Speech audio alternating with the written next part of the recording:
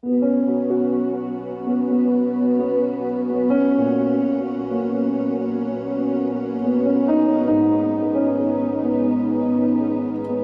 noite, irmãos. Que a maravilhosa graça do nosso Senhor e Salvador Jesus Cristo continue reinando sobre nossas vidas. Eu quero convidar os amados irmãos para que abram suas Bíblias no livro de Atos dos Apóstolos, capítulo de número 13. Nós vamos ler os versos de 1 a 3. Eu estou usando a versão NVI, mas você vai acompanhar perfeitamente lendo na Almeida Revista Atualizada. Atos dos Apóstolos, capítulo de número 13, versos de 1 a 3. Amém? Amém. Na igreja de Antioquia havia profetas e mestres: Barnabé, Simeão, chamado Níger, Lúcio de Cirene, Manaém, que fora criado com Herodes, o tetrarca, e Saulo. Enquanto adoravam ao Senhor e jejuavam, disse o Espírito Santo: separem-me Barnabé e Saulo para a obra que os tenho chamado. Assim, depois de jejuar e orar, impuseram-lhes as mãos e os enviaram. Amém? Nós já oramos pedindo a iluminação do Espírito Santo de Deus. O mês de agosto, para nós presbiterianos, é um mês muito importante. Nós lembramos da chegada do reverendo Ashbel Green Simon no dia 12 de agosto de 1859. Quem é bom de português vai fazer a conta na matemática. 166 anos, né? Que história que nós temos para contar. Um jovem americano que participou e foi tocado pelo segundo grande avivamento nos Estados Unidos, foi enviado como missionário, foi para o seminário, estudou e foi enviado para o Brasil para fazer a capelania. Nós chamamos de missão de capelania. E Simonton chega no Rio de Janeiro, desembarca com a dificuldade da língua, com a dificuldade da cultura. Não basta apenas falar português. Nós, brasileiros, já temos dificuldades com o português. Imagine alguém vindo, né, das terras dos Inhanques. Ele chega aqui e enfrenta uma série de dificuldades. Mas ele não desanimou, porque o que ele veio fazer aqui foi uma ação do Espírito Santo de Deus, o comissionando e o enviando como missionário a uma terra estrangeira para proclamar o Evangelho do Senhor Jesus. Não foi a dificuldade da língua, não foi a dificuldade da cultura, não foi a dificuldade de perder a sua esposa bem nova que desanimou o reverendo Ashbel Green Simon de desenvolver o trabalho aqui no Brasil. E se estamos aqui hoje, em Catarcione, Nova Friburgo, pregando o Evangelho, foi porque um dia homens como o reverendo Ashbel Green Simon, Alexander Blackford e outros homens, como José Manuel da Conceição, não desanimaram e cumpriram a missão que o Senhor colocou no coração deles. A minha oração é que a igreja aqui em Catarcione, e já está aqui plantada há 22 anos, continue sendo um porta-voz, uma agência missionária da proclamação e da pregação do Evangelho. Aonde tem pessoas que ainda não se dobraram aos pés do Senhor Jesus e o reconhecem como o único, verdadeiro e suficiente Salvador, ali está um campo missionário para você. Eu quero fazer essa pergunta para você nessa noite. Na sua família, tem alguém que ainda não professou a fé no Senhor Jesus? Se sim, você é um missionário. Deus está te enviando nesta noite para este campo missionário. Amém? Amém. O texto que nós lemos trata de uma igreja vibrante, a igreja de Antioquia, um centro de adoração e serviço. Nessa comunidade, como nós lemos, encontramos profetas, mestres, e dentre eles, Barnabé e Saulo. Homens guiados pelo Espírito Santo de Deus. A igreja, então, não era apenas um local de encontro, mas era um lugar, um ponto de partida, onde pessoas eram tocadas, pessoas eram apacentadas, pessoas eram capacitadas para serem enviadas. Era um grande centro missionário, de envio missionário. Então, essa expansão não acontecia numa iniciativa humana, e o texto nos mostra que havia a ação do Espírito Santo de Deus de forma soberana, capacitando, chamando, separando e enviando esses homens. O Império Romano, grande dominador do primeiro século, dos séculos seguintes também, o cristianismo, então, que estava surgindo, esses primeiros cristãos, eles eram vistos com desconfiança e hostilidade. A religião oficial, a grande ideia helênica era o paganismo. E o judaísmo, ele, embora permitido, na verdade ele era tolerado, mas também sofria muito preconceito na época. A igreja de Antioquia, composta, portanto, de judeus e de gentios convertidos ao evangelho, ela enfrentava inúmeras dificuldades, grandes desafios internos, por terem no seu meio judeus e também gentios, né? Pessoas convertidas, mas que não eram do meio judeu, mas principalmente desafios externos. Pessoas com olhares atravessados, perseguições. A igreja de Antioquia era uma igreja que sofria grandes pressões. A perseguição era uma realidade muito constante na vida daquela igreja. Mas a marca daquela igreja era a fidelidade à palavra de Deus. E isso era testado em cada perseguição e a cada passo a igreja de Antioquia demonstrava-se fiel às Escrituras, fiel à doutrina dos apóstolos, fiel à missão que o Senhor Jesus havia confiado à sua igreja. E o que nós observamos é a ação do Espírito Santo no meio dessa igreja. E o texto nos mostra e nos convida a contemplar um momento crucial na história da igreja primitiva, o comissionamento de Barnabé e Saulo. Homens que foram comissionados para a obra missionária e vão ter papel importantíssimo na expansão e na pregação do Evangelho. A igreja do Senhor Jesus vai crescer e vai se solidificar doutrinariamente e evangelisticamente através de Paulo e através de Barnabé. A igreja, por sua vez, ao ouvir a voz do Espírito Santo de Deus, responde a esse mover do Espírito Santo com jejum, com oração, com imposição de mãos, reconhecendo o chamado divino de Deus sobre aqueles homens. O Espírito Santo, portanto, se apresenta aqui para nós não como uma força impessoal, mas a Trindade de Deus, uma pessoa da Trindade, coigual, coeterna, com o Pai e com o Filho. É o Consolador prometido por Jesus, em João capítulo 16, aquele que convence o mundo do pecado, da justiça e do juízo. Ele é o poder de Deus em ação. É o agente divino que transforma vidas, que capacita para o serviço e guia a igreja na sua missão. Aqui no texto de Atos 13, o Espírito Santo fala à igreja de Antioquia, indicando Barnabé e Saulo, dizendo que eles deveriam ser separados para uma obra missionária. E essa iniciativa divina demonstra que a missão da igreja não é um projeto humano, mas é um chamado divino. Se você pensar bem, se nós formos nos reunir como conselho, como igreja, departamental de SAF, ao encontro de homens, vamos traçar projetos. Nós vamos pensar em inúmeras coisas. Vamos pensar em encontros recreativos, vamos elaborar projetos como nossos bazares e outras coisas. Nossa natureza, nossa inclinação natural não vai nos levar imediatamente para uma ação missionária. Mas o Espírito Santo de Deus é quem incendeia os nossos corações, desperta corações para irem para campos missionários. Alguns do outro lado do oceano vão para a África, outros para a Ásia, outros para a Europa, outros para a América Central, América do Norte. É o Espírito Santo de Deus que desperta isso em nossos corações. Naturalmente, o nosso coração ele é cheio de vontade, cheio de propósitos, cheio de projetos.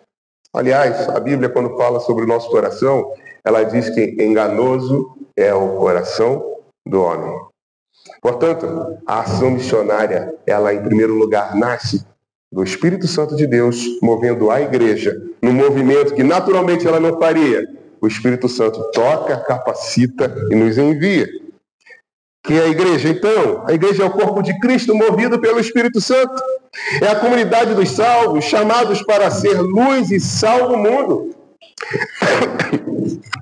Ela é um instrumento de Deus para levar o Evangelho a todas as nações, proclamar a mensagem da salvação, a graça a toda criatura. Nesse texto observamos na igreja de Antioquia a resposta a esse chamado do Espírito Santo. Uma resposta que se dá com jejum, com oração, com imposição de mãos. Um ato comunitário que demonstra que a missão da igreja é um empreendimento coletivo movido pelo Espírito Santo de Deus que requer a participação de todos nós. Todos somos missionários. Amém? Amém. Quando a gente fala de missões, a gente quer lembrar daquele irmão que está lá se escondendo nas montanhas da China. Aquele irmão que está fugindo dos islâmicos. Mas a missão é deles, mas também é nossa. O campo missionário ao nosso redor está muito grande. Nós cantamos no nosso cenário, é grande a seara a embranquecer, na qual devemos trabalhar. Se você quiser puxar mais um pouquinho, tem o hino 312. Há trabalho certo para ti, cristão, que demanda toda a sua devoção. Venha alegremente a Cristo obedecer, pois só tu, ó crente, poderás fazer. Por Jesus é trabalhar prontamente, fielmente, trabalhar em servi-lo. Que prazer! E só tu, ó crente, quem lembra? Poderás fazer. Você é um missionário.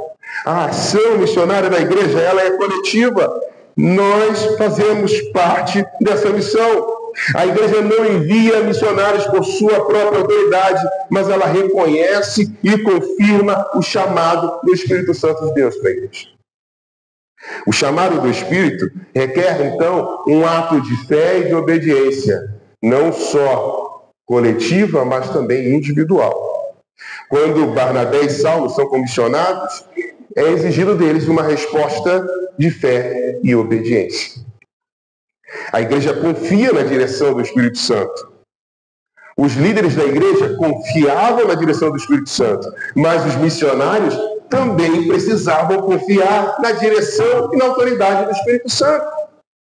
Queridos irmãos, quantos missionários estão dispostos hoje a largar tudo que tem, carro, bens, o sofá confortável, a sua cama, seu aquecedor, e partir sem rumo, sem destino, à vontade e a chamado de Deus para o interior da África, para o norte da África, para o sul da África, para fugir de leões, para fugir de perseguição islâmica?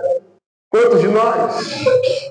A maioria pensa aí, eu quero ser e fazer missões nos Estados Unidos.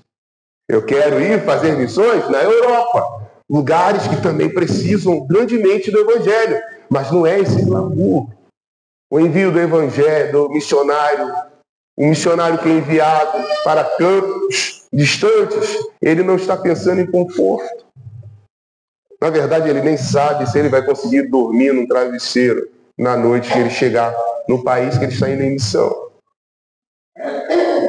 Por isso, irmãos, a resposta ao chamado missionário da igreja requer de nós fé e obediência. Eu creio no Senhor Jesus, mas será que eu estou disposto a obedecer à voz do Senhor Jesus? O hino de número 284, os irmãos vão perceber que eu gosto muito de citar o nosso cenário Novo Cântico. Ele diz assim: nem sempre será para onde eu quiser que o Mestre me quer enviar. Não é para onde você quer, é para onde Deus está te enviando. Não basta apenas dizer, eu creio no Senhor Jesus. Não basta apenas recitar o credo apostólico. Não basta você repetir a oração dominical. Você precisa estar pronto para obedecer ao chamado do Senhor Jesus para a sua vida. Precisamos ser obedientes.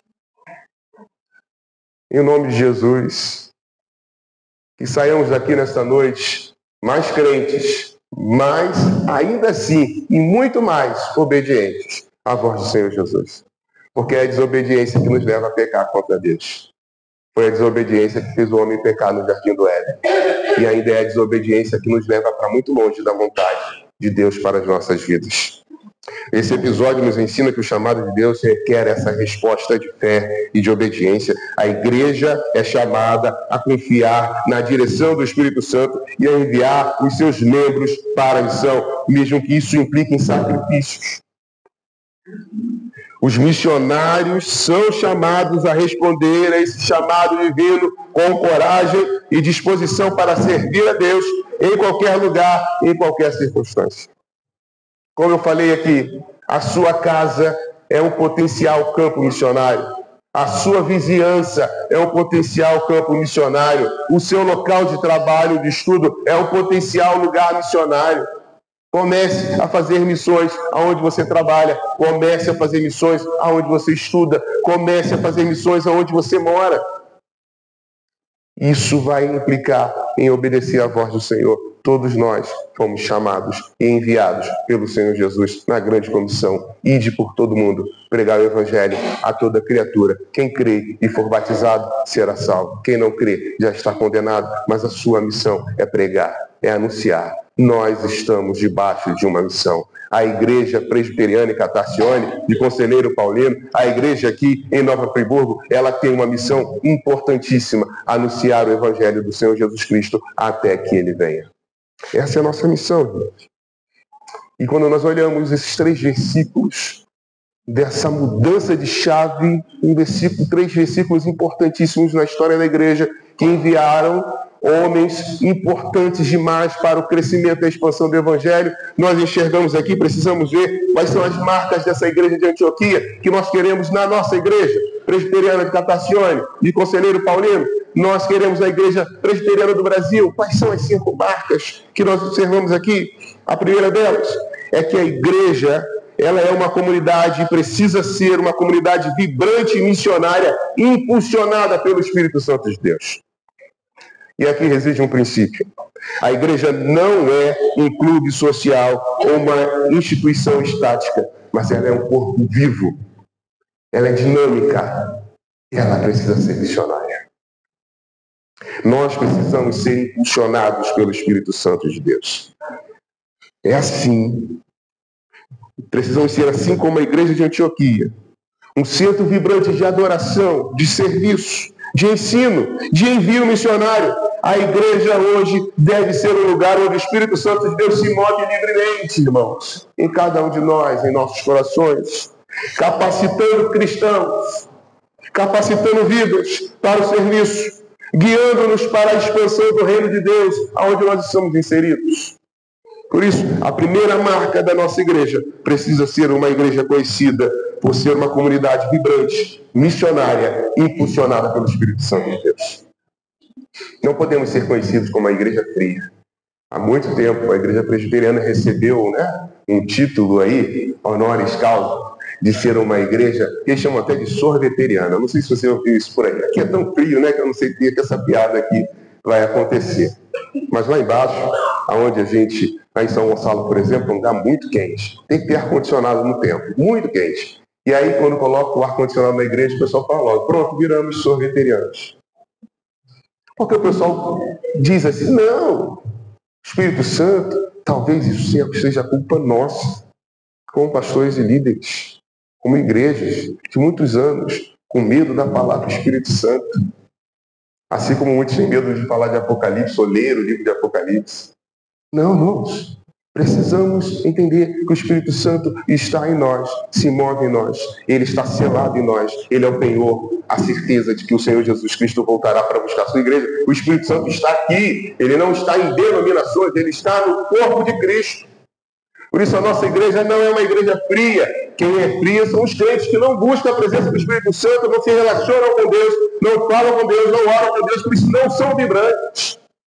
A igreja do Senhor Jesus, ela é vibrante, ela é dinâmica, porque o Espírito Santo de Deus está no meio dela. A segunda marca dessa igreja missionária precisa ser uma igreja que ora e que jejua. Ai, irmãos, isso aqui é um outro desafio para os presbiterianos. Não sei se você tem um manual presbiteriano aí, ou na sua casa, mas um dos itens que fala a respeito do jejum é que só se deve jejuar em caso de calamidades. Bem, então eu acho que deveríamos estar jejuando já desde 2019. Ou se você puxar mais um pouquinho, desde 2000. Ou se você olhar a história da humanidade, estamos vivendo calamidades já há muito tempo. Só que nós achamos que a calamidade é quando acontece uma tragédia.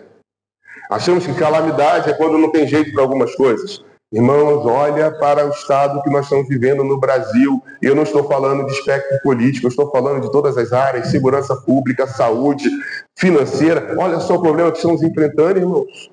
Quantas dificuldades. E como que a igreja vai sobreviver nisso tudo? Como que a igreja vai pregar o evangelho? Precisamos estar debaixo de oração e de jejum. Amém? Amém? Precisamos estar orando. Precisamos estar buscando a vontade de Deus.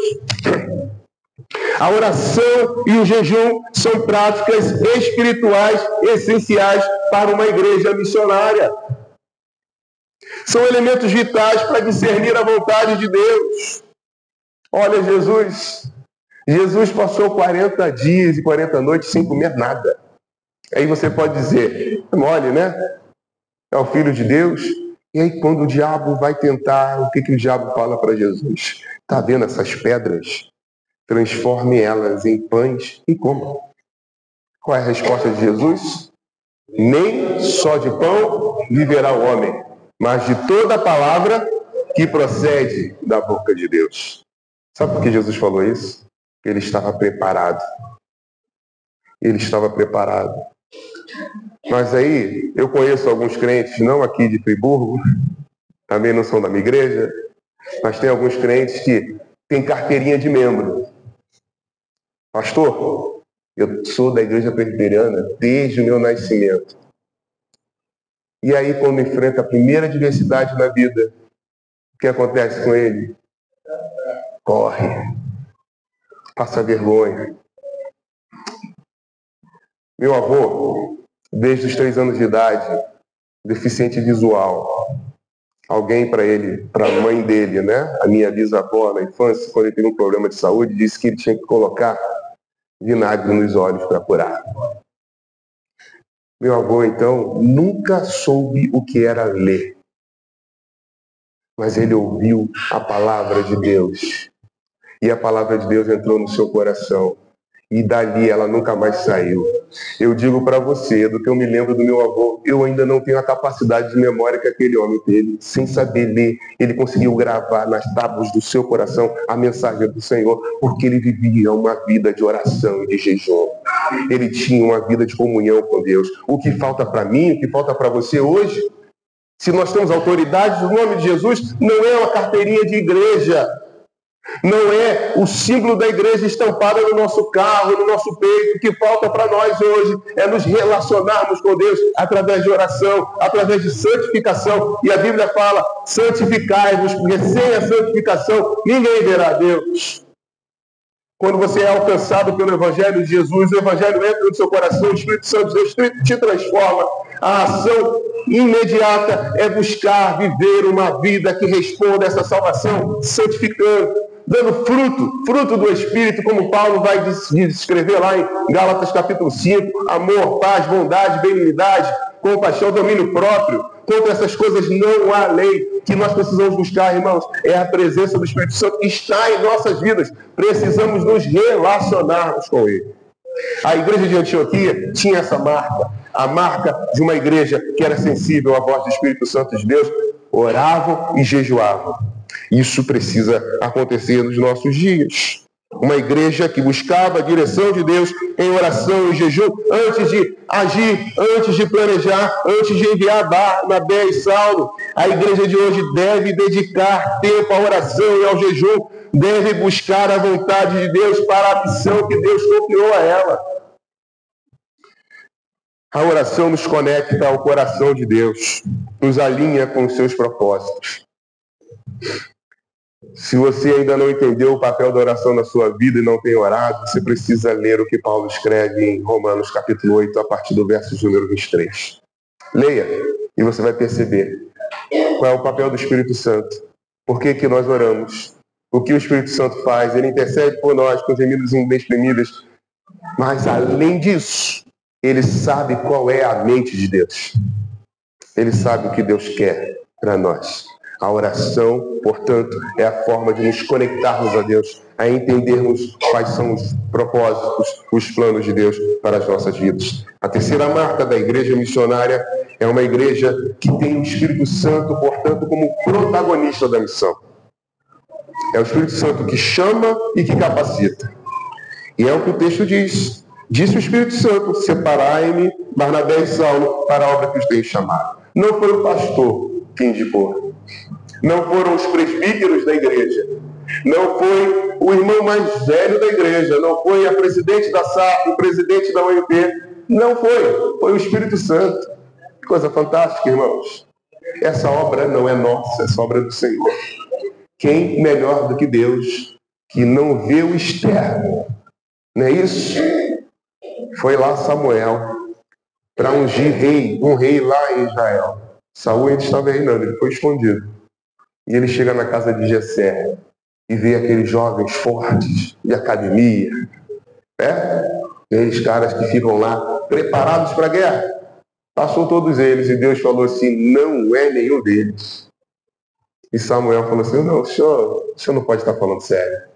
Os filhos de Jessé são os mais fortes, e os mais belos, e os mais preparados.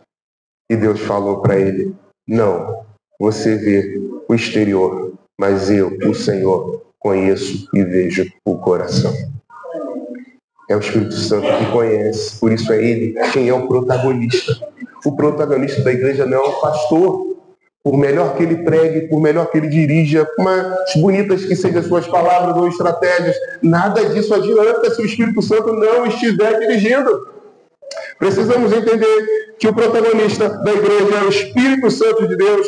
O Espírito Santo de Deus é o protagonista da missão de Deus, o agente ativo que nos chama, que capacita, que envia. A igreja não age por sua própria vontade, por sua própria iniciativa, mas ela age em obediência à direção do Espírito Santo de Deus. Essa precisa ser a marca de uma igreja missionária. Uma igreja sensível e que entende que o Espírito Santo de Deus é o protagonista. Ai, irmãos, como isso pode fazer diferença nas nossas igrejas? O que o Espírito diz às igrejas? Em todas as cartas no Apocalipse, o Espírito diz às igrejas: quem tem ouvido, ouça. Só que tem muita igreja que não tem ouvido o que o Espírito tem dito à igreja. E aí a gente se machuca, a gente se fere, a gente cria contenda, a gente cria fofoca. Graças a Deus não aqui, mas tem muitas igrejas aí embaixo que pararam de ouvir a voz do Espírito Santo de Deus e estão em briga, em litígio. Não podemos chegar a esse ponto. A igreja precisa ter a marca da presença e da direção do Espírito Santo de Deus. E ainda temos uma quarta marca. A igreja precisa ter a marca de um corpo que é unido, apesar da diferença. Somos iguais? Não. Uns aqui vão torcer pelo Fluminense, que Deus tenha misericórdia. Outros torcerão pelo Vasco. Esses aí precisam até de jejum. Mas outros já são parte de uma nação santa. Irmãos, somos diferentes. Mas o que nos une não é um time de futebol, não é a sua banda preferida.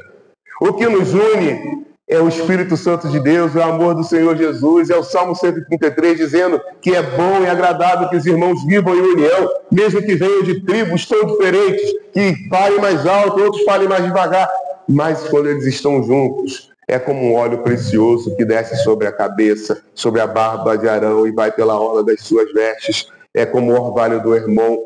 É ali que o Senhor derrama a bênção e a vida para sempre. Somos diferentes, mas precisamos ser conhecidos pela nossa unidade. União não faz só força ou açúcar. A unidade nos leva a crescer em comum para a glória de Deus. A igreja missionária precisa ser conhecida pela marca da sua unidade. A igreja de Antioquia tinha muitos mestres. Poderia prevalecer a vaidade no meio daquela igreja, como na igreja de Corinto. Paulo fala, escrevendo à igreja, uma resposta de um deles é: não, eu sou de Apolo, outro sou de Cristo, outro sou de fulano de tal. Poderia ser conhecida por isso? Não, a igreja de Antioquia, apesar de ter tantos mestres, era uma igreja que era sensível à voz do Espírito Santo, e uma marca dessa igreja, portanto, era a unidade, apesar das diferenças. Precisamos entender isso. A igreja responde ao chamado de Deus de forma coletiva, unida, reconhecendo e confirmando o chamado divino sobre os seus membros, e unidos em missão, enviamos missionários, ajudamos missionários, capacitamos missionários no nosso meio para produzir a diferença nos campos missionários de Nova Friburgo. A última marca que eu queria compartilhar com os irmãos é que a igreja precisa ter a marca da intencionalidade em obedecer à voz do Senhor. Precisamos ser intencionais, querer obedecer, estarmos dispostos, predispostos a obedecer. Sabe quando você vai conversar com alguma pessoa e ela já está predisposta a não te ouvir? Não, aquele irmão ali é um mó cri-cri. Aquela irmã ali, ela gosta de falar demais. Então a pessoa já vai predisposta a não querer conversar com você. Ela só quer te dar um bom dia e passar adiante. Nós temos um monte de predisposições em nós. Seja fisiológica, sejam psicológicos. Já temos algumas predisposições naturais em nós. Mas precisamos ter a predisposição em obedecer à voz do Senhor. Precisamos dizer, é Deus quem está falando? Eu vou. É Deus que está pedindo? Eu vou doar. É Deus quem está me chamando para ir? Eu vou. É Deus que está me chamando para orar? Eu vou orar. É Deus que está me mandando abraçar? Eu vou abraçar. Preciso ter essa predisposição. Eu preciso estar pronto. Eu preciso estar ativo para entender e atender a voz do Senhor. O envio missionário, a marca dessa igreja, precisa ser um ato intencional de fé e obediência ao chamado desse Deus. A igreja deve se preparar, a igreja deve enviar, a igreja deve apoiar pessoas, apoiar missionários, deve apoiar pessoas que estão chegando agora no reino de Deus, novos convertidos, apoiá-los para que eles entendam essa intencionalidade em fazer missões, em atender o chamado de Deus. Eu concluo, irmãos, te convidando a refletir sobre a história dessa igreja, as marcas dessa igreja de Antioquia, para que sejam as marcas da nossa igreja. A nossa igreja precisa ser uma igreja que tenha essas 5 marcas. Uma igreja que seja vibrante e missionária. Uma igreja que jejue e que ore. Que tenha o jejum e a oração como elementos vitais na sua vida relacional com Deus. Uma igreja que entenda que o Espírito Santo é o protagonista dela, é o agente essencial. Uma igreja que entenda que ela precisa, apesar das suas diferenças, ser unida, porque ela é a igreja do Cristo, ela é o corpo do Senhor Jesus. E uma igreja que precisa entender e ter como marca a intencionalidade de fé e de obediência. Essas precisam ser as marcas da nossa igreja nos dias de hoje. Mas como a gente pode aplicar isso no contexto que nós vivemos? Eu queria terminar essa mensagem com 3 aplicações. A primeira delas, precisamos, no nosso contexto, na nossa realidade, viver a unidade apesar da diferença. Precisamos celebrar os talentos que Deus deu a cada um de nossos irmãos. Talvez, irmã ou irmão, Deus não te deu a habilidade para tocar em violão. Mas Deus pode ter te dado uma habilidade fora do comum para fazer um bolo de fubá com goiabada. Você não é menos importante do que quem toca violão. Se você fizer o bolo com goiabada para a glória de Deus, Deus vai te usar de forma poderosa. Celebremos a unidade, apesar das nossas diferenças. Deus nos deu talentos para serem usados para a glória dele. Use para a glória de Deus, juntos, unidos, em o nome de Jesus. Segunda coisa, vamos ter ações missionárias onde nós estamos inseridos. Testemunhar do Evangelho não é só ir à igreja no dia de domingo e pregar, e cantar, e levar oferta. Ser igreja é produzir a diferença aonde eu vivo. Eu não sou igreja só quando estou aqui. Eu sou igreja aonde eu coloco a planta dos meus pés. Em nome de Jesus, que você tenha ações missionárias. Em criatividade, eu falei aqui do bolo de fubá com goiabada. Eu nem estou podendo comer isso, não. Mas você pode usar o seu dom de costurar, de fazer crochê, de trazer pessoas aqui que elas aprendam a costurar, que elas aprendam a fazer pequenos remendos aqui na igreja, através das suas mãos, e aqui elas ouçam do Evangelho de Cristo Jesus, que de outra forma elas não ouviriam. Use os seus talentos para a glória de Deus. Seja criativo, irmão. Deixa Deus te usar. Isso não é jargão pentecostal, não. Você tem talentos. Use-os para a glória de Deus. Em último lugar, a última aplicação que eu queria te trazer é tão importante e é tão difícil. Quando a gente fala de dinheiro, a gente cria uma barreira, né? Mas eu quero, em nome de Jesus, te incentivar a ser generoso na ação missionária, a contribuir, a ofertar. E Paulo fala isso em 2 Coríntios capítulo 9, versículos 6 e 7. O que semeia pouco, pouco também ceifará. E o que semeia com fartura, em abundância também ceifará. Cada um contribua segundo tiver proposto no seu coração, não com tristeza. Aí tem gente que vem dar o dízimo, né, chorando, né? Ai, a conta de luz. Faz isso não, irmão. Não contribui chorando, não. Contribua com alegria. A obra é do Senhor Jesus. Contribua com alegria no seu coração. A obra missionária precisa de recursos financeiros, humanos e espirituais. E cada membro da igreja é chamado a contribuir com seus talentos, com seus bens, com seus recursos materiais para a expansão do reino de Deus. A contribuição generosa é um ato de adoração e gratidão a Deus. Um Deus que nos abençoou com tudo que nós temos, com saúde, com vida, com trabalho, com energia. Quando nós investimos na obra missionária, nós estamos plantando sementes que produzirão frutos para a honra e glória do Senhor Jesus. A ação missionária da igreja de Antioquia refletiu em frutos não só no primeiro século, mas agora em 2025 ainda somos abençoados por aqueles homens que generosamente foram sensíveis à voz do Espírito Santo de Deus. Que sejamos uma igreja marcada pelo Espírito Santo de Deus.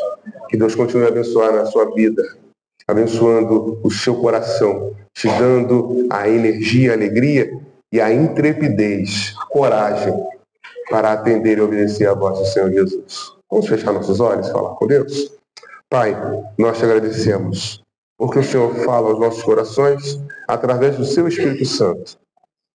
O vaso é de barro, mas o poder é do Espírito Santo de Deus, para que nós não venhamos nos gloriar, mas, pelo contrário, venhamos reconhecer que a soberania, o poder, o governo, a administração, o envio pertence ao Espírito Santo de Deus, que está em nós, que se move em nós, que nos capacita, que nos dá ousadia, que nos dá força, que nos dá intrepidez. Por isso, Senhor, em nome de Jesus, segundo a tua boa vontade nesta noite, a todos os ouvidos que ouviram esta mensagem, que o Espírito Santo capacite-os e encoraje o Senhor para ser, ó Deus, uma igreja missionária, não embaixo do templo, ó Deus, mas no lugar onde eles estão inseridos. Pai, em nome de Jesus, que o Senhor esteja, Deus, enviando nesta noite Barnabé e Saulo para diversos lugares aqui em Captacione, em Nova Friburgo, Conselheiro Paulino, para a glória do teu nome, que o teu reino cresça, apesar de nós e através de nós. Em nome de Jesus nós oramos e abençoamos a igreja em o nome precioso do teu Filho Jesus. Amém. Amém. Deus abençoe. Olá, meu irmão, minha irmã, e você que me assiste nesse dia. Se você está procurando uma igreja séria, bíblica, eu quero convidar você a conhecer a Igreja Presbiteriana em Captacione. Todos os domingos nós estamos aqui pela manhã e à noite e às quintas-feiras. Venha, traga a sua família, venha ouvir da palavra poderosa do Senhor Jesus. Deus abençoe, em nome de Jesus. Amém.